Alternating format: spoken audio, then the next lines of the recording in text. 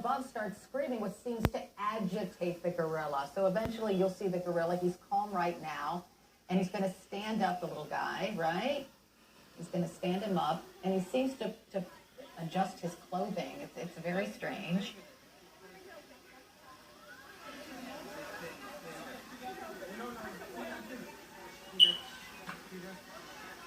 Okay, here you see him. He's picking him up, right?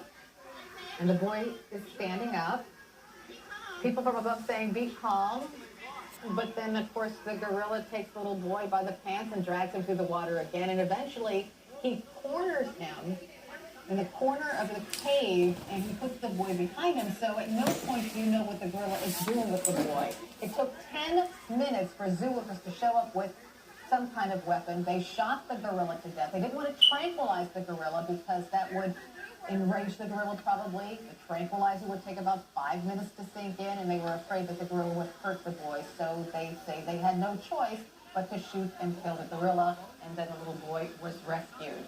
Jessica Schneider is at the Cincinnati Zoo. She has more for you this morning. Good morning, Jessica. Good morning, Carol. The boy was in imminent danger. That is the word from the zoo director, Thane Maynard. He said that the dangerous animal response team had no choice but to act quickly and to shoot and kill that gorilla. He said that the team tried other tactics, including trying to lure the gorilla out of the exhibit, but it didn't work and tranquilizers would have taken too long. The zoo's director has been very forthcoming about the fact that it was the only option and that they had to act fast. It's a sad day all the way around. The right choice was made. It was a difficult choice. We have protocols and procedures. We do drills with our dangerous animal response team. But we've never had a situation like this at the Cincinnati Zoo. So now anger is boiling over to the parents. There is an online petition circulating that's already garnered more than 20,000 signatures. It's calling for criminal charges against the parents for allegedly acting negligently. The district attorney nor police have commented on the investigation or whether charges will be filed.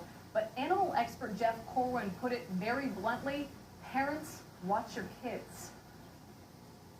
When you go to a zoo, and I'm not saying this is the case for this family, but when you go to the zoo's not your babysitter, okay? Put down the selfie stick, refrain from the texting, be a part of that family experience, and watch your kids. I have seen so many crazy things happen at zoos. I've seen people put their children up on railings knowing that there's a predatory animal beneath just to get that photo. I've seen people stick their hands into cages. I've seen people actually pick up animals. Common sense is a powerful tool when you're working with wildlife. And there is growing anger all about this, but there's also sadness and there's frustration. Inside the zoo, the exhibit itself is closed, but there's a growing memorial with flowers just near a gorilla statue. And the family has issued a statement saying that their 4-year-old son is home. He was treated at the hospital and released. They also thanked the Cincinnati Zoo staffers out here. But a lot of frustration out here, a lot of anger to those parents. In fact, there will be a vigil right outside the zoo today that happens around noon. Carol. So Jessica, do we know how the little guy got into the cage in the first place?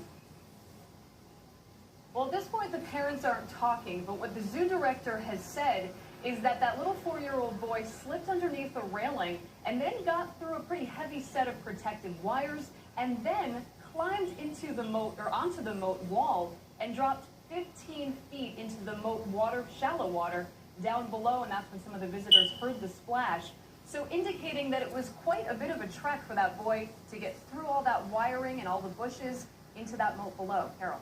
Unbelievable. Jessica Schneider reporting live from Cincinnati. Thank you. Ashley Byrne of the People for the Ethical Treatment of Animals, or PETA, is on the phone right now. Good morning, Ashley. Good morning. Thank you for having me. Thanks for being on.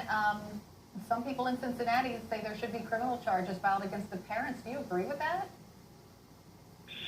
Well, the child certainly should have been more closely watched.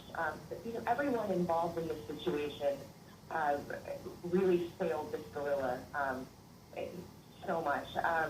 I mean, the gorilla enclosure should have been surrounded by a secondary barrier between the humans and animals to prevent exactly this type of incident. Obviously, there was not enough of a barrier. the zookeepers should have had a better plan for what they would do if something like this happened. And gorillas have shown that they can be protective of smaller living beings. And they react the same way often that a human would to a child in danger. So, the knee-jerk reaction of killing this gorilla, it shouldn't have gotten to this point. But you agree that zoo officials had to kill the gorilla because they say they could not take a chance that the gorilla would react badly if they shot him with a tranquilizer gun. Well, again, in many circumstances, gorillas have shown that they can be protective of children or small beings. For instance, the case of Cincinnati, the gorilla who carried a child to a zookeeper's gate to protect them. But frankly, the fact that this gorilla was in the Cincinnati Zoo in the first place, that's the first place that the situation went wrong. Because even under the best circumstances, captivity is never adequate for gorillas and other primates. And in cases like this, we see that it's even deadly. And this tragedy is exactly why PETA urges families to stay away from any facility, zoos, circuses, or otherwise, that displays animals as a sideshow for humans to gawk at. Well, this gorilla is endangered, so I would suppose zoo officials would say they're protecting the entire species. Well, as we see in this case, at the end of the day, zoos really are not about conservation or species protection. It's because what is prioritized is putting these animals on display so that people can come look at them. And at the end of the day, of course, this can be deadly for the animals. If this was being done to protect the animals, their lives would be prioritized, giving them, some semblance of a natural life where, they're not in an enclosure where they can be gawked at and then shot and killed if someone gets too close, through no fault of their own. So we see from this, this tragic incident that the number one priority of zoos is not protecting these animals. It's putting them on display and using them for entertainment. Well, I think the zoo officials would vehemently disagree with you. This gorilla was 17 years old. They had this gorilla for quite a long time. Well, right. He was 17 years old, and reports say that he had a young baby of his own, who, of course, is now without a father. So, again, I think this shows us the tragic side of keeping animals, keeping animals in zoos for our entertainment. That it can go horribly wrong, and that the zoo failed Harambe by taking the risk that something like this could happen. Once again, captivity has killed, and we hope that families will think twice after this before taking their children to the zoo, both because, it's not a good situation for the animals, and because it can obviously be quite dangerous for children. All right, Ashley Byrne from PETA, thanks for joining me. We've just got a statement from the family of the little boy who fell into that gorilla enclosure, and I'm going to read it to you. I was a little distracted. I was trying to read it, but let me read it to you.